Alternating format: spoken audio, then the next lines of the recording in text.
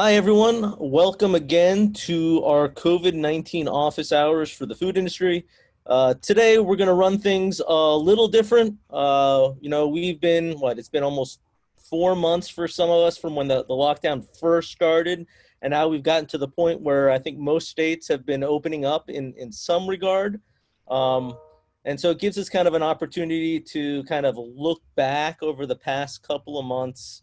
What did we learn about COVID-19? What are some of the practices that have worked for us? And so that's kind of what we're going to do today. We're going to do a little bit of a review of what we've known, what we should put in place. And then we've got a few panelists from the industry who are kind of give us a perspective, being on the front lines, what worked for them, what challenges they faced, to hopefully give us a bit more perspective on what we should be doing on our facilities. And then at the very end, if there's questions from the audience, we'll also open it up to discuss some of those. We also have some of our subject matter experts on the line, so as I go through this, feel free to talk and chime in. And I think, it's one of the questions for people who have logged on, right? As you're looking back over the last 3 months, Beth, if we can pop up that poll, it's kind of, what was the most challenging thing for you when it came to controlling COVID when you were dealing with your facilities? Was it dealing with that social distancing? Was it, employee hygiene, getting them to not touch their faces? Was it using face coverings? Was it training and education? Was it how you screen your employees? Or really was the bigger challenge, what was going on outside of your facility? So we'll give a second for those to jump in here. It's kind of like a horse race. Looks like right now the top two are what's going on outside of work and maybe getting everyone to use face coverings. So training is coming in, training and social distancing.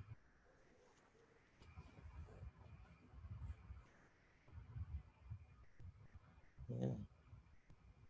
All right, so with about a little over a third of everyone chiming in, and we're going to talk a little bit about some of the controls for these, right? It looks like, right, a big piece was what was going on outside of the facility, right? We can't, probably a challenge, right, controlling how COVID-19 comes into our communities and what the state and local officials do and how people work. But then after that, right, it comes into our facilities, looks like face coverings, maintaining social distancing, and then education are the primary ones. Surprisingly, not a lot of problems with hygiene, and I guess, right, we have a lot of good GMPs in place, so maybe that makes sense. And then our screening procedures for employees, maybe that was a pretty straightforward thing. But we'll touch on all of these and then talk a little bit with the panel later on about how they address some of these things. So to begin with, we kind of jump back to, what do we know about COVID-19, the virus? And let me close this poll off of my screen. So COVID-19, right, is the disease caused by the virus SARS-CoV-2. And here's a wonderful anatomy of the virus, and you can see there, right, you can see the red spike proteins of the virus, which is how the virus then attaches to receptors that are primarily located on the epithelial cells of the body, very much concentrated in the lungs, but there are a few other areas where those receptors are available. You notice that spike protein, right, is anchored to the virus through this lipid membrane that we've talked a little bit about, this lipid envelope. And then within that envelope, there's a capsid, right, a protein capsid that then surrounds the single-stranded RNA of this virus, which the virus, right, when it attaches to our cells, injects that virus or that RNA, that hijacks the metabolic machinery of our cells to create more virus. They go out and they spread, and then it goes on to infect other people. One of the important things, right, to think about then when we're, and what we've learned about COVID or SARS-CoV-2 is, right, that lipid membrane is very important around some of the control measures for this virus, right? Because it's a lipid membrane, right, it's very sensitive to detergents and soaps, right? And so that's why when we talk about hand washing and cleaning and sanitation, it's so important, because if you disrupt that lipid membrane, you disrupt the way those spike proteins are anchored, right? And then they can no longer function properly, and then you don't get the infection, right? And so that's why these lipid envelope viruses are so fragile and so susceptible, as opposed to, say, some other viruses that are actually associated with food, say like norovirus, which has a protein capsid, right? that's much more difficult to disrupt, right? You're going to need a different treatment, something like heat, to really mess up that capsid and the way that virus works. Whereas with SARS-CoV-2, right, using detergents, even very low acid environments, right, like in your stomach, can disrupt that lipid membrane and then render the virus ineffective. So that's an important walk away for how we've understood how to control some of the basic, dynamics or characteristics of this virus. Now, how does the virus spread? So it's primarily spread through respiratory droplets, right? And the bigger those droplets are, right, these droplets are spread when you talk, when you cough, when you sneeze. And the bigger the droplet, the more virus there is. But because it's bigger, right, gravity works on it and it pulls it down to the ground. The smaller the droplets, the fewer viruses are present, but they might stay in the air a little bit longer, right? And so that kind of leads into some of the recommendations from CDC and why we have them, right? Most of those larger droplets fall around 6 feet, right, from us. So if you stay away from a person, right, you're not going to get exposed to those really big droplets that contain a lot of virus. And we don't know what the true infectious dose of the virus is, but you want to limit that exposure. So you don't want to be close to someone who's sick, because you're going to get exposed to a high amount of that virus. And you don't want to have prolonged contact. So you don't want to be around anyone for that long of a time. So even if you're a little bit further than 6 feet, right, if you're around them for a very long time, eventually you're going to get exposed to a lot of those smaller droplets, and right, your then chances of being infected increase. And that's the primary, right, route of transmission. Now, there is also a potential route of transmission through contaminated surfaces. But as CDC put out a few weeks ago, from what they're seeing, it's not, the virus is not as easily transmitted through those routes. And when you think about it, right, the sequence of events that would have to happen, right, for the virus to be readily transmitted is a bit more difficult than just you breathing in those droplets, right? Someone has to cough, and usually someone isn't going to cough directly on a door handle, right? They're going to cough on their hand, right? So then the virus is deposited there. You touch the door handle, then there's the transfer rate of that virus from that hand to the door handle, which is low. And then the virus sits on that door handle and it slowly starts to inactivate because it's not a great environment for it. And then someone else has to touch that handle. That virus then has to transfer to that hand, which is, again, a very low rate of transmission, like 1%. And then someone has to take that hand, touch their face. The virus has to transmit from the hand to the face. And so it's very unlikely that it's going to transmit very well. So that's why contaminated surfaces are something to think about and to control. But again, it's really around preventing prolonged and close contact between individuals. And then the key thing to remember, right, is that from the epidemiological studies that we've seen so far and all the data that we're getting back, COVID-19 is not associated with food. The virus is not transmitted through food. So that is not where we're focusing our concern. So now when you get sick, right, if someone gets COVID-19, we need to be aware of what the symptoms are. And there was a lot of, especially in the beginning, a lot of discussion about what were true symptoms and what were not.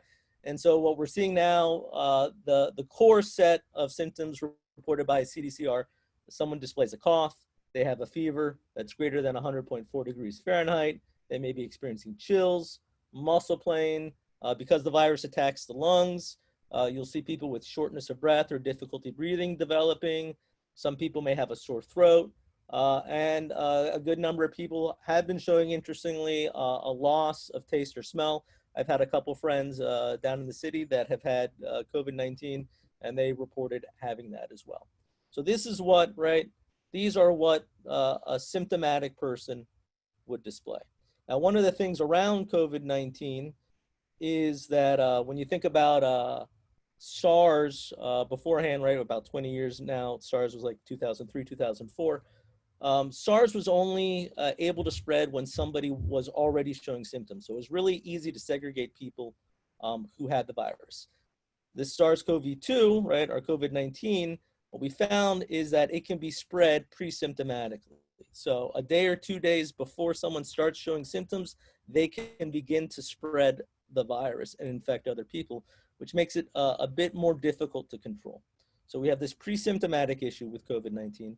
We also have an issue with polysymptomatic individuals. Now, polysymptomatic means individuals who are showing very, very mild symptoms, They may not even realize that they're displaying symptoms. So you can imagine somebody may have like a scratch on the back of their throat. They don't really think it's a sore throat, but there's a little bit of discomfort. And so they may not think that they have anything. They may not think they have the virus, but they actually do, right? And so that we have a challenge with these people not realizing that they're actually displaying symptoms. And then lastly, which we've heard a lot about in the news, is this issue around asymptomatic individuals. And so these are individuals that truly throughout the entire course of the infection do not end up displaying any of these symptoms at any level. And so, and these people have been shown to also be able to spread the virus. So it's this kind of second group, these pre-symptomatic people, the polysymptomatic and the asymptomatic, right, who can potentially be spreading the virus, which makes it much more difficult to control the spread of this. And so how do we control? What have we learned? What have we been implementing in facilities, and what's been recommended? So here is a diagram of that we have up on the Institute for Food Safety website. And it kind of highlights 7 of the key practices, right, for controlling COVID-19 spread within your food processing facilities. And then it kind of highlights what employees can do and what the employer can do, right? So we have practicing social distancing, screening our employees for COVID-19 symptoms, frequent hand washing, face coverings, avoiding touching your face, cleaning and disinfection of frequently touched surfaces, and then a little bit around minimizing community spread. And we're going to dive into each of these in just a moment. But I want a key point when, you know, everyone here is an employee of a company, right? So there's individual things that we can do, but many of us on this call are also responsible for other people within our facilities and managing them. And a key thing, right, around all of these practices that I want to remind people is education, right? Educating and training, right? Providing that to our employees so that they're aware of what the practices are and why they're important. And that's a key step, right, in controlling this. And there are, again, links to these resources in the chat box. Now, basically looking at these control strategies, right, we're kind of taking this framework of a hierarchy of controls for controlling hazards, right, that we've used a lot in the food industry for various things, and in other industries, and applying it to COVID-19, right? So, right, and when you look at the effectiveness of these hierarchy of controls, right, elimination, if we could just eliminate COVID-19, right, that would be great. And unfortunately, right, again, because we have a decent number of, you know, pre-symptomatic, polysymptomatic, and asymptomatic individuals, it can be hard to completely eliminate COVID-19 from entering our facilities. Can't really substitute it. And so we go on kind of to the bottom part of the pyramid, right, where we're looking at what type of controls can we engineer in place to prevent people from being exposed to the hazard. What administrative controls can we put in place to change the way people work so that, again, we reduce the likelihood of transmission. And then finally, right, which is kind of the least effective, our stopgap is what personal protective equipment can we, you know, use for our workers to then protect them from COVID-19. And so that's kind of how, right, those controls that we've recommended pan out. So going through those controls, right, the main one that we have listed, right, is practice social distancing, right? Again, we talked about what is the main route of transmission. It's, right, close person-to-person contact for prolonged periods of time. And so in our facilities, we got to focus on, all right, how do we, you know, make sure that that social distancing is happening?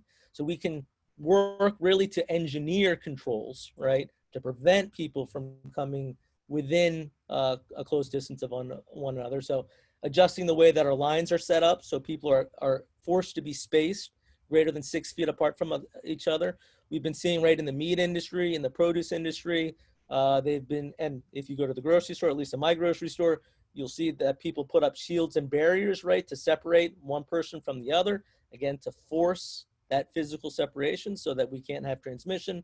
It may be other things, right, thinking about resources or equipment that multiple people need to use that we can then make more of. So like if they clock in and clock out, having multiple stations there so not everyone congregates or is forced to congregate around one. Think about hand washing stations. Maybe you can install a few extras of those. So again, that not everyone congregates to try to use the same one.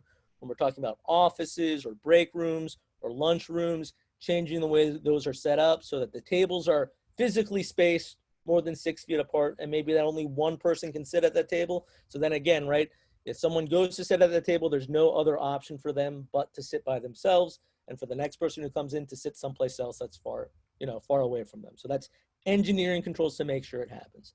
Then there's administrative controls that we've seen people starting to implement, right?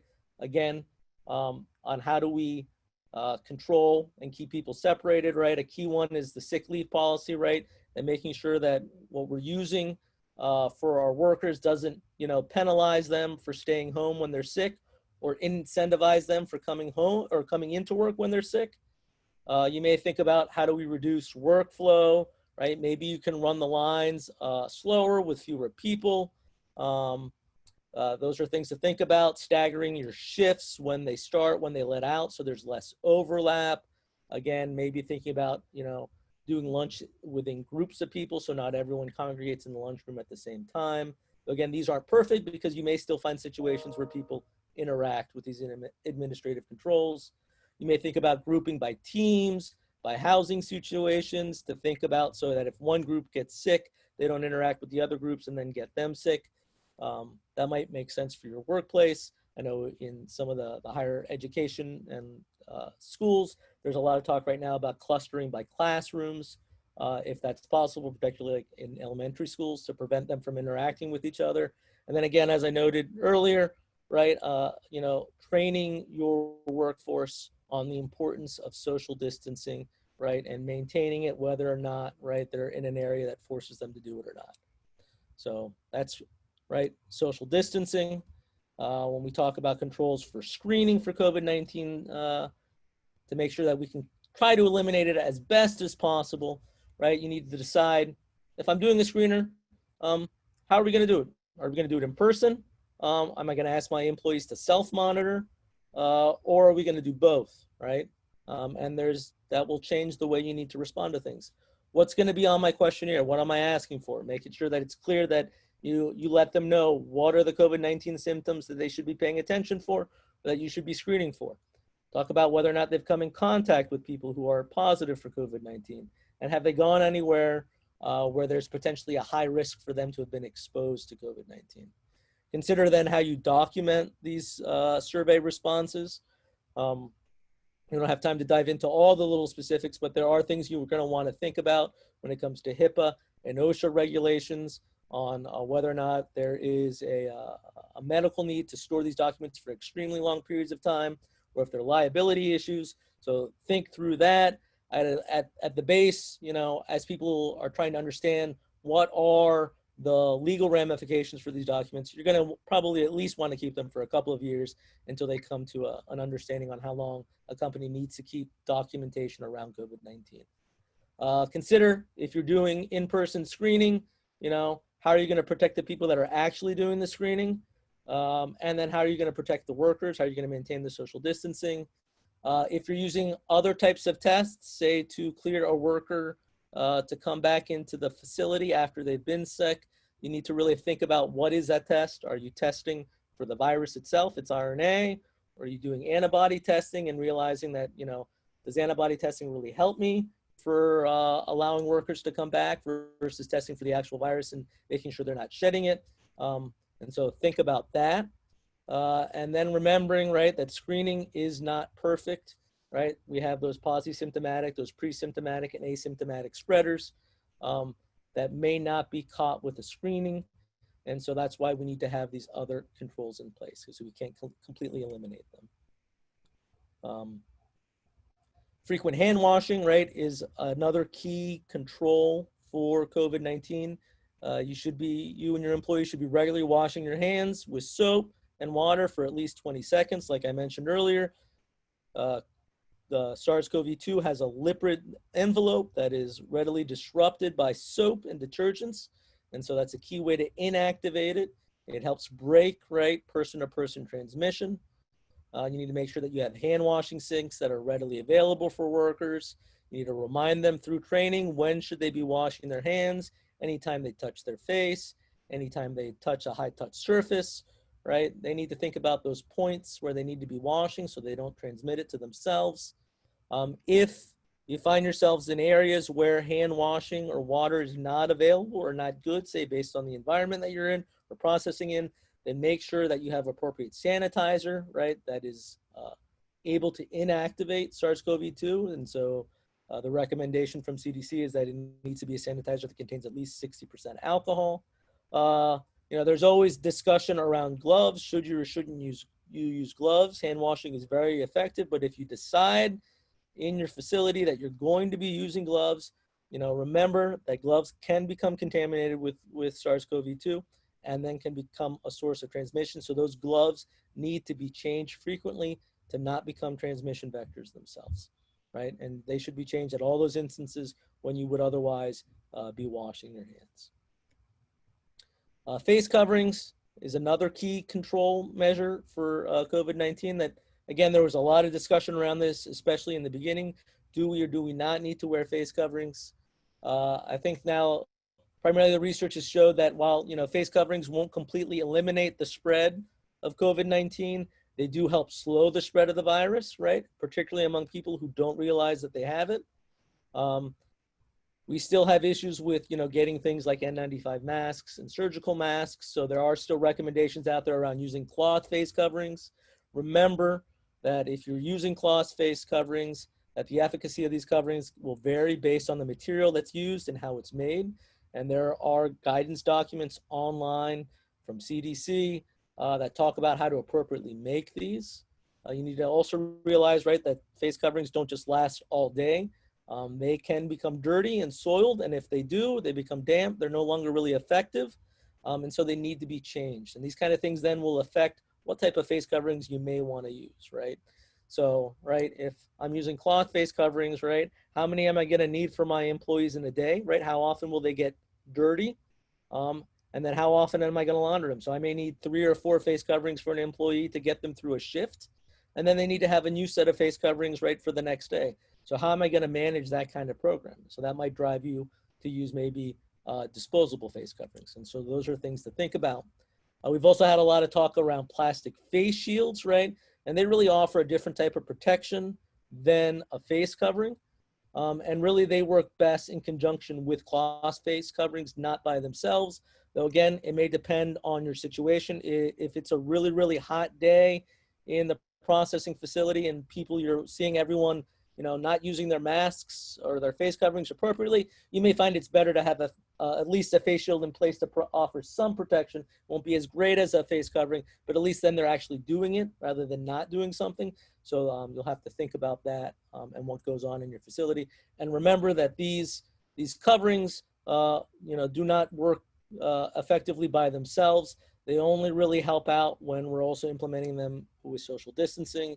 And here's a nice little graphic from that came out in Science just recently, kind of talking about how airborne transmission works with and without masks. So you can see there's this infected individual on the left-hand side of the screen, and they're talking, right, and they're releasing those respiratory droplets, and they're hitting, right, those other 2 individuals. And so a face covering is not going to keep all of those droplets from coming into your nose and your mouth. It'll protect you from some, but it's definitely better, right, than that individual who has nothing on. But then if everyone, right, is wearing a face covering, right, that cloth face covering is going to capture more of those respiratory droplets, not all of them, but captures more of them, and then it reduces, right, your exposure. So, and then combining that with social distancing, and we get to a point where the likelihood of you catching it is much, much, much, much reduced. And we kind of cut that chain of transmission.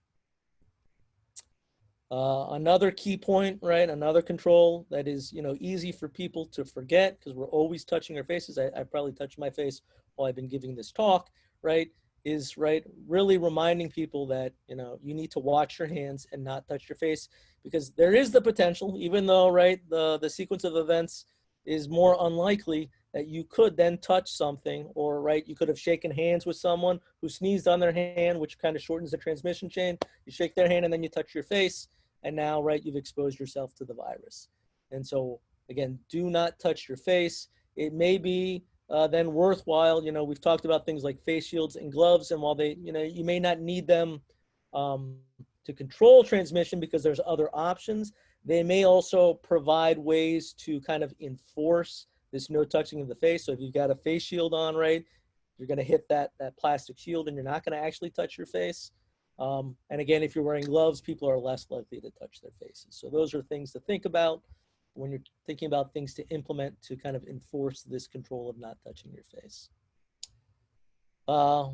Another area to focus on, a key control, is cleaning and disinfection of high-touch surfaces. And while, you know, we've mentioned that transmission through surfaces is not as easy for the virus, it's still potentially there, right? And so we need to pay attention. And if it's going to happen anywhere, it's going to happen on the surfaces that everybody touches a lot of times. And so we need to make sure that we are cleaning those surfaces in a planned manner frequently throughout the day so they don't become a source of the virus. We need to make sure that if they're visibly dirty, you need to clean them with a detergent or soap. And then they should also be sanitized regularly or disinfected. There's a list of disinfectants that you can find from the EPA, the N list. We have links to that on the website. There's also state level links for the type of sanitizers or disinfectants that you should use within your facilities. If you can, and it's kind of around engineering controls, if you can discourage workers from using shared objects. So if there's phones, headsets, things like that, if you can make them designated for only one employee so they don't get shared, that's ideal. If they have to be shared, make sure that you have a cleaning step before they get exchanged. When you're doing all this cleaning and sanitization, make sure that you're paying attention to what you're doing and don't mix different sanitizers and cleaners together because that can cause some unsafe situations. And then when we're talking about our food processing equipment, right, this is around high touch surfaces. For our processing, right, our food contact surfaces, we're going to maintain, right, our cleaning and sanitation programs that we already have in place. Those are already good and effective at removing biological hazards from surfaces. And so we don't need to reinvent the wheel there. We've already got strong programs in place for that. And then the last area of control is really, and it's a bit tougher. People noted it in that first poll. How do we minimize community spread? And really, this is around being aware of what's going on around you. So, you know, what are the current COVID-19 positive rates within your county, within your town? How are things trending? Are they getting better? Are they getting worse? That might change how you respond. And understanding, you know, where are your workers coming from? Are they commuting from the local town, or do they have like a 2-hour commute from a completely different area, right? For us, right, Ithaca is in a completely different zone, different, you know, region from Rochester, but I know people who come from Rochester down to Ithaca for work. And so you need to think about that. That might change what areas you're monitoring as a company. How do they get to work? Are they carpooling with somebody else? Are they using public transportation? How are they living alone, with other people, with a mix of groups? These are all things you need to think about, and then train your workers to think about those risks so that they can minimize them if they can, right? And make sure that your employees are up to date on what's going on in the community. You know, I have like 10 or 15 COVID-19 different trackers on my web browser, and I'm sure not everybody does. So remembering that they need to be informed about what's going on, and if you see increasing risks, that they are aware of it. So those are our major 7 controls, and we'll hear a little bit from the panel about some of those and how they've dealt with them. Another thing to think about when we're implementing these controls is making sure you're validating and verifying that your controls are working properly, right? So what is, you know, this is kind of something we've taken from HACCP and our food safety plans, is, you know, make sure that whatever control you implement, that it's a valid control, right? Do you know, right, that it's really going to work? So we know, right, from CDC that, you know, using social distancing is going to work. At the beginning of this whole outbreak, I remember there were all these posts on social media, right? People telling people to take elderberry extract, that was going to protect you from the virus. There's no scientific data to back up elderberry extract, right, as a way to prevent COVID-19. So that would not be a valid control. So make sure whatever you're putting in place has some scientific backing. And then the other thing that you want to do is, once you've put these in place in your facilities, you need to verify that they're actually being implemented the way you thought they were going to be implemented.